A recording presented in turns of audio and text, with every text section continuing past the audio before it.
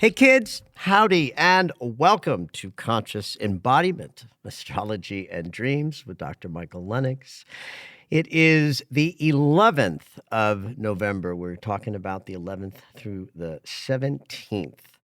And it's a quiet-ish week, but we do have a full moon and some other things going on, and we are in a crazy lunar cycle. That we are. Yeah, I'd say there are like no more quiet days or quiet weeks, you know, especially given what happened last week in the United States and that we're sort of in for a journey around that, right? It's not a one and done. We got a lot of shifting things are going to happen. Mars retrograde is following all of that. So I think it's going to be a couple of months to work out some of the conflicts to the extraordinary events of last week. So you're saying like no quiet days for the rest of the year? Well, I guess what I mean is like when we were talking about the new moon and both here and in other places that I talk about astrology, I watch the fear-mongering astrologers talk about how crazy it is, and like I hear the fear, it just makes me insane. And then my response to that is, it's like, don't add the astrology on top of the event. The event is just a reflection of the astrology. Right. And now I also then have to add, because I think in my desire to not fearmonger, that there are also like the realities of what we have to go through. And I think we are in an interesting moment where there's this excitement for the future and a lot of chaos to get through before we can say, we're in the clear. And that's not likely to happen until next year. So we'll just leave that at that.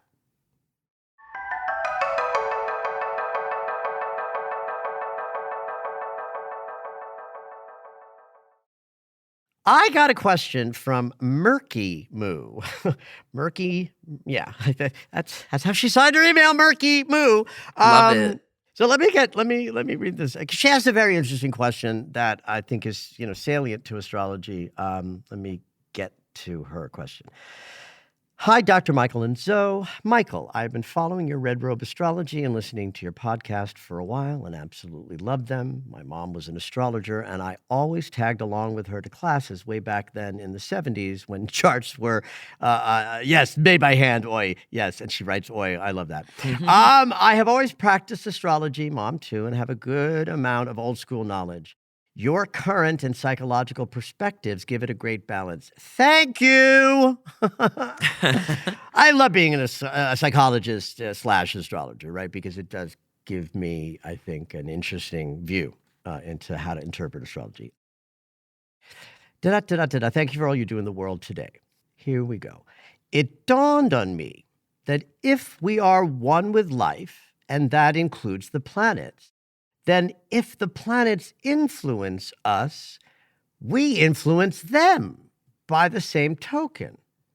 But that means if that isn't true, that we influence them, then it also isn't true that we are one with them. I think she's just in the back and forth debate. On the other hand, my question to you, is outer space and the heavenly bodies separate from us? And if so, how? For the record, I don't think that it is. This is a huge question. It's a huge question. Love to have your thoughts. Love, Murky Moo. And yes, it is a huge question. And of course, it is not so that we're not connected to all that there is. So let's do a couple of things with this. And standard language in astrology is we don't use the word influence. And unfortunately, there's no way not to. It's a lovely word to describe one thing, and another. But it's not accurate in a detailed sort of way, because influence, I think, implies causality, right? And there's no influence, there's no causality. The planets don't cause us to do anything, and we don't in turn cause the planets to move in a different way. It's reflective. Right. The planets move, we move, and that movement is the same, even though it's impossible to really see, feel, know, and get that, because our rational mind will interfere with all of the sort of mystical elements of that idea. You know, with certainly things like, well, the planet's so far from us, how could it be, influencing us? But again, it's not influence, it's reflection. So the image that did it for me, like when I was still, early enough in astrology to be like, well, how is this working and why is this working? I got very lit up by imagining the early solar system when you have the sun at the center and this wildly expansive and enormous disk of floating gas and particles and debris and rocks. One plane of all of this material that's orbiting the sun like a disk. If you saw that from outer space, God's eye view back then, you would see a disk with a bright light at the center of it. There'd be no question when you looked at that disk that it wasn't one thing with a light at the center. In fact, if you think of us as a being, because I do, I think we are three beings always. We are the individualized expression in our bodies. We are Gaia herself who birthed us, and we are the child of the sun who is our father in the galactic neighborhood. We are all of those things. And so back to the disk. It's easy to imagine the disk as one thing. Now just extrapolate further and watch that disk sort of swirl and form into rock-hard planets, grabbing up all of the extra material in the disk, making planets, but it's the same disk. It just changed shape, and it became more of like a machine working, but it didn't change when it became planets. It just shifted shape. Yeah. That helps me understand that all of the movement is like one thing. We can't see the flapping wings of a hummingbird, but you can bet your ass that the hummingbird is going up, down, up, down, up, down, up, down, up, down, Right. up, down, all right? So by the same token, we can't see our solar system at the speed which would make it look like it's a dynamic being made up of a planet, a moon, and the sun, and not these tiny little particles that live on it. Like we would be the subatomic particles to the God consciousness viewing the planet. So I'm just trying to throw lots of different images at you, listening audience, and Murky Moo, to sort of to say this. It is an absolute fundamental truth that we are all one, that we are connected to each other in a collective that is all one, and that the whole solar system is one ginormous mechanism of a being expressing itself. And our little tiny bodies feel every inch of that movement, though we can't perceive it directly. We have these perception minds, the Mercury consciousness that just tells us where we're at in a way that keeps us from bumping into the furniture. But we are all one, and that stretches out into the outer space. The last thing I'll say about this is just the luminaries, the sun and the moon, are a beautiful binary in this equation of how much we're connected to everything. The sun, being our identity, simply burns and expresses itself, and we can look up at the sun and say, I know we exist. The moon reflects that light back to us and says, but there's another dimension. Underneath and behind the dimension of that sunshine, light of conscious awareness, is this vast space that we sometimes call the unconscious. I use the word unconscious to describe the psychological unconscious, where our wounds live, and the creative unconscious, where inspiration and ideas come from, and the spiritual consciousness that we tap into through a practice that allows us to feel the energy of existence outside of the rationality of the mind. And the moon looks back at us and says, I am the doorway, the gatekeeper, the arbiter of the other domain. And the moon snickers back at the sun saying, I see you think you're all that in a bag of chips, but my domain is all of outer space. And in our individualized expression of people in bodies, our conscious awareness feels enormous because it's our conscious awareness. But the unconscious aspect of us is outer space. So again, from my worldview, the idea that we all have a vast unconscious that informs our conscious awareness of like what we're doing and why, the solar system does the same thing. That outer space is part of our experience in a kind of other dimension, but we move completely from unconscious impulses, whether we want to admit that or not. So, yes, Murky Moo, we're all connected. We're all one. It's a law. It cannot be any other way. And when you can live in that idea, outside of it being a mental construct that you identify with intellectually, and you drop it into your body where you can like feel that oneness, that's when I think we're cooking with gas, because we appreciate that life is much more mysterious than just what we're aware of. And I think great journeys happen when we co-create with that other dimension.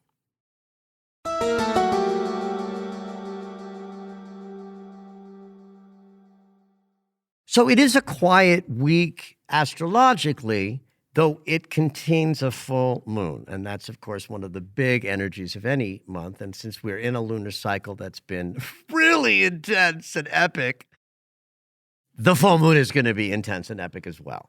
But we'll get to that in a minute, because I first want to talk about something that's interesting happening like right now, today, yesterday, tomorrow, and really a couple of days before and after that. The sun is doing something really interesting today, and yesterday and tomorrow, with regard to the beautiful, hopeful sextile that's being held by Jupiter and Chiron. So if you've been paying attention, that is, if you've been listening to the podcast regularly or following me in my other ways, you know that in October, Jupiter and Chiron, expansion and the capacity to work with the mystery more masterfully, are in a sextile. Sextiles are very productive energies, especially if you work with them, if you pick up some behaviors that are in the direction of hopefulness and trust and, a sense that we're, working with more than just what's visible, that there's a hopeful thread inside all of the calamitous change that's happening right now. And we not only need to feel that hope, some of us need to make adjustments in how we are centering ourselves to shift towards hope and away from fear. The fear is everywhere. It's being fed to us by the media, left, right, and center. And it's being fed to us by casual conversations about how scary things are. Stop having those conversations. They aren't helping you at all.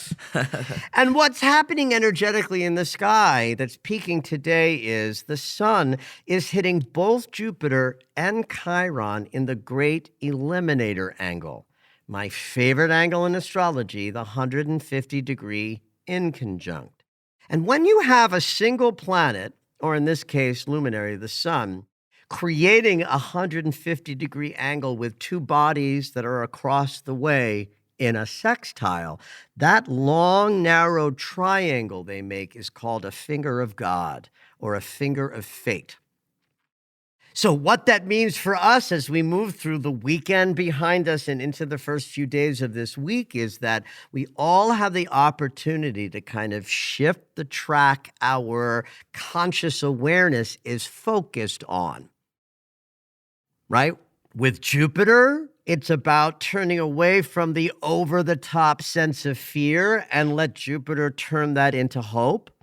With Chiron, it's like we move away from feeling wounded by the world in its current state and into a trust and, again, sort of a faith experience.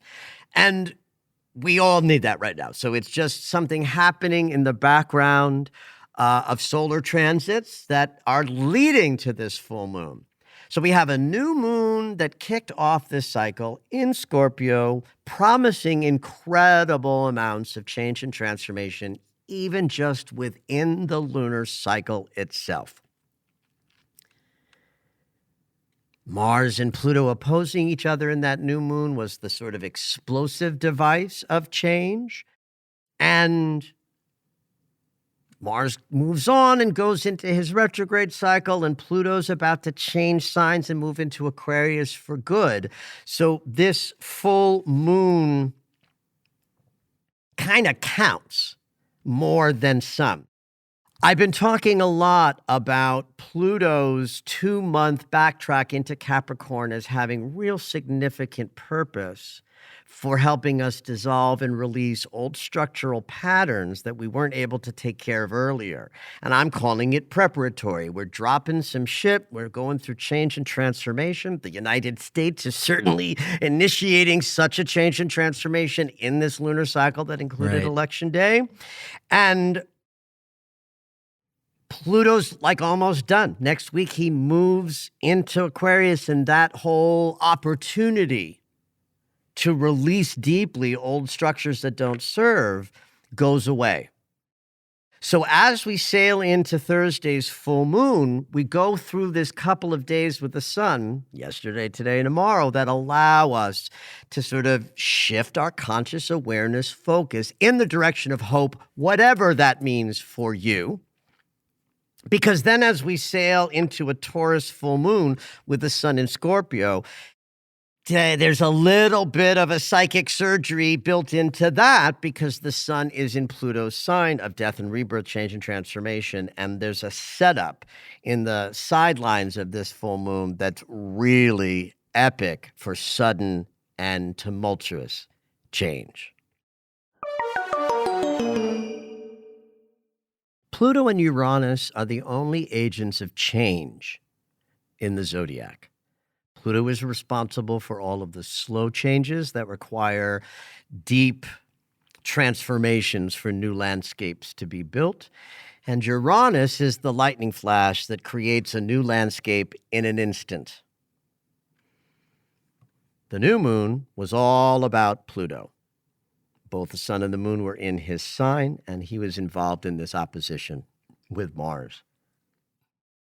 The sun will sextile Pluto in Thursday's full moon, so he's still very much in the mix and very much holding the space for the slow, deep changes that this season is bringing us.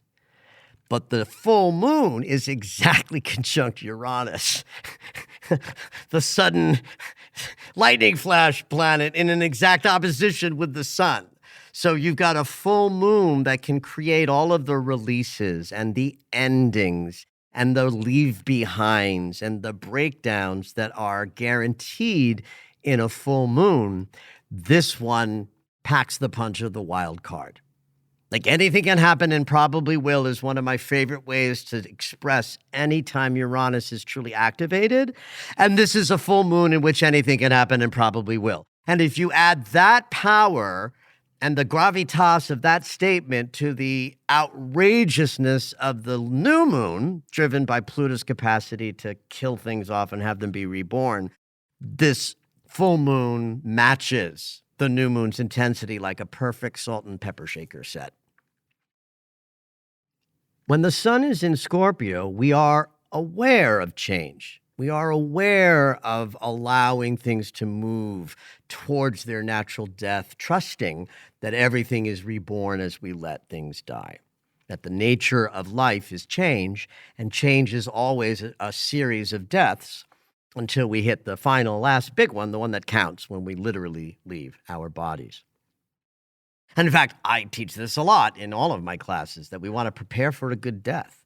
And part of the way we do that is we practice. When we go to sleep, we understand that we're dying to the body and waking up being restored to, new life in the morning. And all of the breakups and endings and things that are really difficult for us on an emotional level are also preparing us for that graceful final death. Mm-hmm. So Scorpio sun allows us to be in that territory more comfortably, areas that we tend to be a little bit more frightened of, like messy death and change. So Taurus, ruled by Venus, is where it's beautiful to be in a body in life on Earth. In fact, I'm fond of saying Taurus is the only sign where it's really nice to be here, because everywhere else it just fucking hurts. It's just so hard to be in a body. But Taurus invented Gaia herself. Taurus is the energy that says this planet is a beautiful feminine creature lit up by the masculine light of the sun, ready to birth everything that is on her, from her, through her, as her. So if Scorpio sun is on the inevitability of death, then Taurus moon is the joy of living. Oh, The that's joy, beautiful. yeah, right? It's the joy of being in a body where it's pleasurable to be. This is why Taurus is associated with sensuality and, luxury and all the finer things. That's an artifact symbolic representation from Taurus. Like, Taurus wouldn't give a shit about money. Taurus would be caring about comfort and yumminess and the pleasures. And so money buys you that, right? Money buys more comfort. So there's the Taurus money consciousness. But so we're releasing anything in our hearts that gets in the way of us being more courageous around death and change. And, Taurus would say, don't move, stay in the pleasure, stay in the safety. And Scorpio says, no, we're going to dive into the pit and die to self and be reborn. So you want to be looking to release anything that inhibits your passions. By the same token, Venus, heart-ruled Taurus, could allow you to pick up some passion in your embodied experience. Certainly, if you know what house in your natal chart's ruled by Taurus, that's where things are changing and might be releasing kind of fast. And that's just been true for all of us these last years with Uranus in the sign of Taurus. He will be changing signs next year as part of 2025's Rock'em Sock'em year. But he's in Taurus, helping us make sudden and fast changes that land us more powerfully in a heartfelt sense of the journey.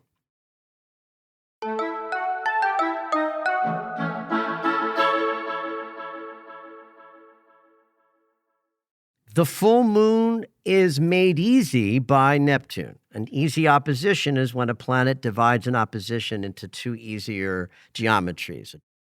A trine from Neptune to the sun means we're directly connected to our intuition, flow, sense of guidance. Our spiritual connection is undeniable when our conscious awareness is interacting with the Great Spirit planet.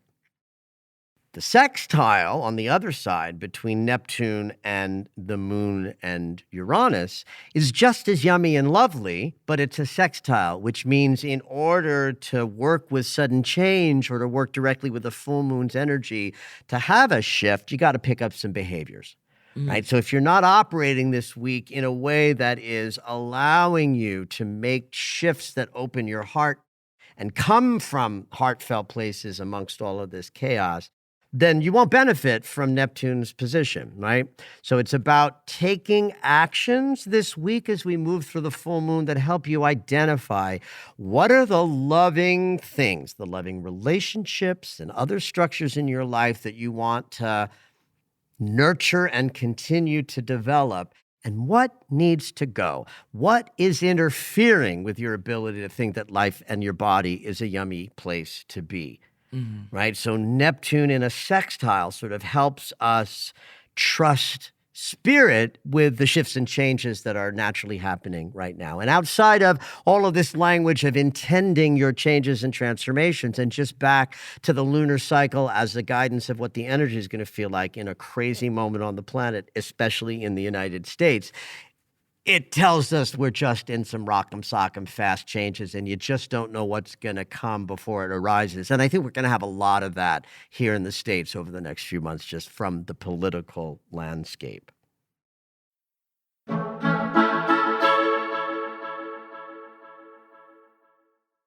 And the last thing I'm going to talk about is back to the hope. right? We always have to come back to the hope because astrologically speaking, it's only being held by that one little sextile of Jupiter and Chiron, and everything else is about crazy amounts of change, right? And that makes sense, right? In the idea that planets reflect what's happening on, Earth, that's exactly what's happening for us on Earth right now, right? That there's a little bit of hope and lots and lots and lots and lots of change, right? So Yeah. Mercury is participating directly with both Jupiter and Chiron in the full moon. I like that. We're likely to be able to just see the hope, although we might have to, do something to make that happen. Mercury is opposing Jupiter in the full moon, and that opposition will build all week. So Mercury in an opposition with Jupiter forces us to sort of see the bigger picture. Oppositions mean something has to happen. When it's Mercury in Sagittarius, Mercury in Sagittarius is scattered, right? So that energy in an opposition to Jupiter can bring hopeful, yummy, lovely thoughts, but it could just as easily be so scattered that your scatteredness is over the top. But the simultaneous trine from Mercury to Chiron, I think, mitigates that. Chiron isn't just the wounded healer where it hurts because we're healing something emotional. Chiron also has the wisdom of the universe. Chiron knows how we are to use the force and use our spiritual practice and use our imagination to have a richer experience. So if Mercury, our perceptions, is sort of well connected to seeing the magic and wisdom that's in the moment and forcing a sense of hope and optimism, I love that for this full moon, that as we're kind of strapped to the table for yet another psychic surgery of things being removed from our psyche, at least our mind and perception can see all of the changes potentially hopeful because we are going to be building a new world and a new America over the next couple of years, and it still looks dastardly. And so we've got to have that hope while we sail into what's ultimately going to be the most tumultuous aspects of change and transformation that the next year or so is going to bring us through. I believe in resilience, and I believe in the power of hope and love. Have at it. Did you know that Michael has a daily astro alert? If you enjoy hearing the weekly astrology, you might like knowing more about each day. When you subscribe for the daily astro alerts, you'll get an in-depth explanation of the day's astrology sent right to your email. Subscriptions are only $10 a month, or you can purchase the yearly subscription at the reduced price of $100. To subscribe, head over to michaellennox.com.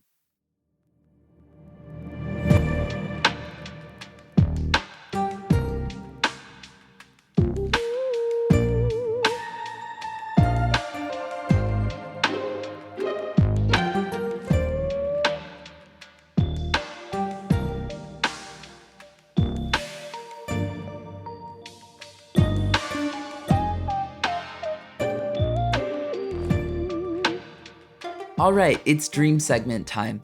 Every week, Dr. Michael will interpret dreams that are sent in via email or take a live caller. If you would like your dream interpreted on the podcast, you can go ahead and email us at dreams@michaellennox.com. Hopefully your dream will make it onto the show.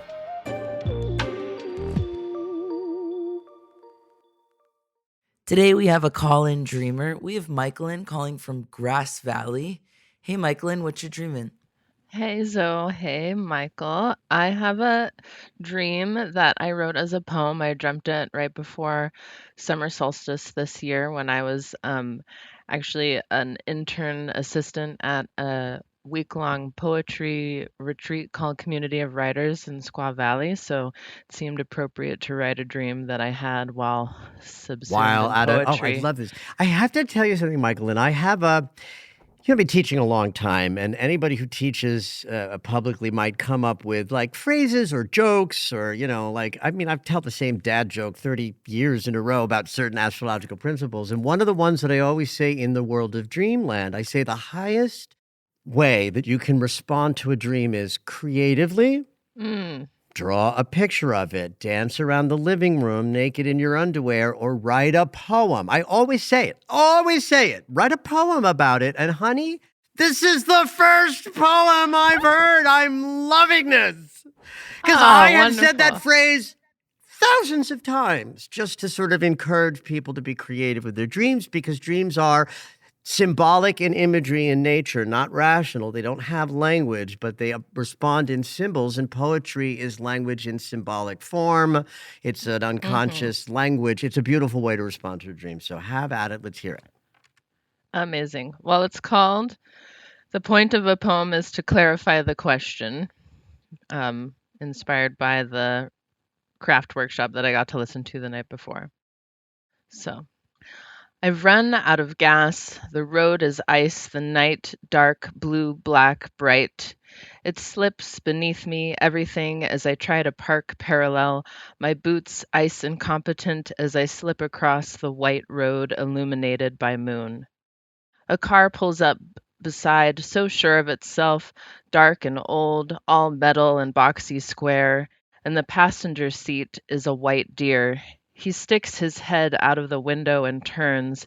The many prongs of his antlers compete for the brightness, they too glowing silver, falling over each other, a branch in need of pruning. The driver is a magician. We've ended up in a house down the street, either pursued or persuaded. The Victorian foyer opens onto a stair. My body is pushed up into the corner of the ceiling by the magic of this being whose head grows larger by the minute, uttering incantations in my favor. I cannot open my eyes, but try to sneak a peek anyways. The spell pushes harder against my body, and I fall asleep. In the morning, I awake still floating or flying, a tangled spider as the paramedics wheel a body out the door below me. I do not cry out. I do not ask to be seen, knowing my positional predicament would predicate punishment. Besides, was it my own body on the gurney rolling out the door? Can I now inhabit the house that is empty? Wow. Just rife with symbolism Beautiful. for And I you. must say, I had such a strange experience of listening, because I'm listening for the story of the dream, obviously, because I can't interpret unless I know the story, but then I'm also getting pulled by your prose and being like, oh, that's so pretty. I just want to make sure I'm following the practical thing here. When you're in this house and you're pushed up into the corner of the room, there's a magical being that's pushing you, and it's With the spell, right, like right, he's with the not, spell. yeah. Yeah, with the spell. Let me make. I take notes, honey, because I'm 61. Incantations in your favor. The head growing is also kind of the incantations that it's doing, and the falling asleep and waking up. That's inside the dream, Hmm. and Hmm. that's when you Yeah, I was spot the like, body below. right. So I wasn't allowed to watch him reciting the incantations, but I tried to sneak a peek anyways. And so the repercussion of that was like it pushed against me so hard that I passed out. And then when I woke up, the paramedics were wheeling a body out of but I was still floating. Wow. Okay. I can't even imagine where we're gonna go when we get there. So I'm just gonna start at the top, as I always do. Okay. The I run out of gas piece is interesting to me, because out of gas would imply the need to pause. Right? Hmm. Cars are so ubiquitous in our consciousness of moving about our lives that a car and any aspect of cars represents that, right? Parking Hmm. lots are about pauses. There's all sorts of pause imagery that says we're not in ordinary space. We're not moving forward. We're having some kind of a turn within moment. All right. So in this case, I ran out of gas. It's like when we run out of gas, it's a mildly unconscious experience, but it can't be that unconscious. Do you mean like, How'd you do that? You didn't pay attention. Totally. So there's something just interesting about that. I'm not really sure what I'm going to make of that, but it's just interesting that that's why you're having this numinous experience, is because there's this inner need to stop or pause. Mm-hmm. And, the road is icy, so that suggests, danger, slippery, a trepid, trepid. I don't even know if trepidatious is a word, but you have to move with some trepidation when, you have to be careful that what you intend doesn't, get out of control, because that's what happens with ice is we lose control. Do you park? Yeah, so it's like I manage to parallel park, and then when I get out of the car, I Slip across. have a hard time getting my footing. Yeah. And then this, like, I don't know, Oldsmobile Buick pulls up with the magician driving and a white deer in the passenger seat, and its antlers are Yeah. like a metal band symbol that you can't read, just like crazy, crazy I antlers. think there's something interesting about that. You sort of have to abandon the way you've been traveling, right? And that your feet aren't the right one either, right? It's like we want car, but your car is dead. So there's got to be something about your journey is saying some aspect of it is done. It's ran out of gas. It's like not the way to move.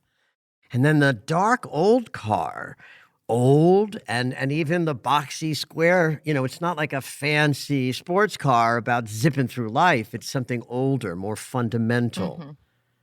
And this older... There was a confidence to this car, though. Like, this car was sure of itself. Right, I love that, because for my money, this car is the message about how you are to start moving. You are to move as if the driver is the magician in you. You are to trust that your passenger has great sort of capacity to sense where you're going.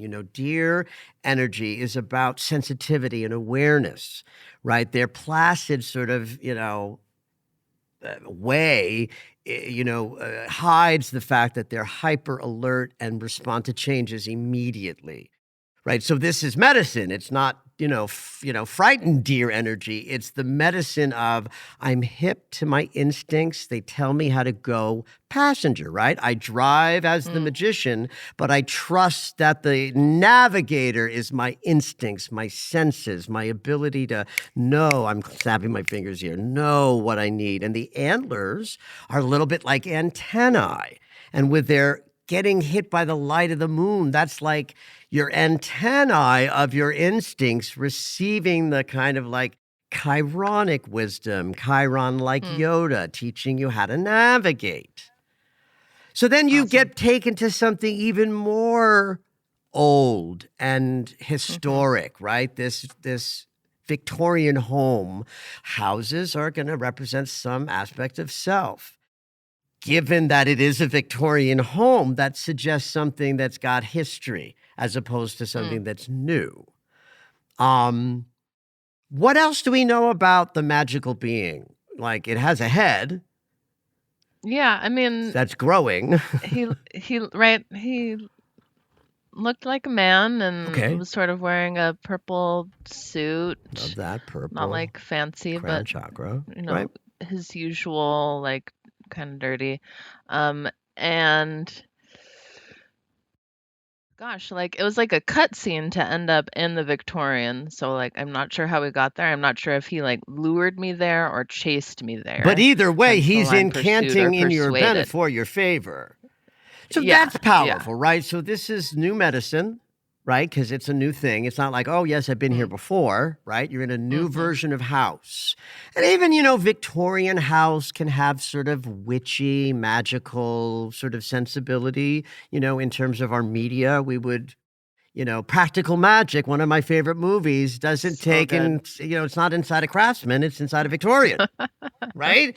So right there, Victorian and the spell and it flying up to the ceiling to me is very magic-y. Right? And so we know that this incantation is in your favor because you say so. But it's really interesting that you fall asleep and wake up in the dream, right? That implies to me that there's something deeply unconscious that's happening here that you have no control of, no access to, something more profound than like a life choice, or I'm now driving here, or now my life looks like that. It's deeper than that. It's more existential, right? Because not only Totally. do you go asleep and wake up in a dream, which is like a dream is already, I'm in death. Like I died at the sweet death of sleep. And now you go into the dreamland and sleep and wake. That's like being killed and being reborn in the dream. And then when you are transformed in that way, you notice that some old body ain't working anymore. Cars and bodies are also similar. One could say, and some people might interpret a car or a house in a dream as relating to someone's literal body. But in this case, I think it's about how you are embodying your journey. And there's some profound existential process going on deep in your unconscious that's making this time a shift into a higher level of letting magic and your instincts guide you beautifully and powerfully. Perfect. Amazing. Thank you. And this was at the summer solstice, you said, yes? So I love the juxtaposition of the timing of this dream at a moment when we're all in the astrology of the preparation for 2 years of really dynamic, greater change and transformation than even now. Right? So I don't think you need an astrologer to tell you that next year is going to be rough in the United States and elsewhere where there's war, right? So I see this as I've been talking about this a lot, right? In all of my teaching platforms, talking about we're being prepared for more resilience and to be of helpful service next year. This to me is your upgrade to be in an alignment of a kind of embodiment that's going to be necessary for all of us to be operating at the highest level of our capacity in the very, very near future. Well, and I have to one last time just say thanks for the poem, man. That was just such a juicy way to receive a dream. Yay. My pleasure. Thank you for listening to Conscious Embodiment, Astrology and Dreams with Dr. Michael Lennox. You can find us on Apple Music, the iHeartRadio app, and anywhere you find your favorite shows. Head on over to michaellennox.com for information on astrology readings, the daily Astro Alert subscription, upcoming classes, and to join the mailing list.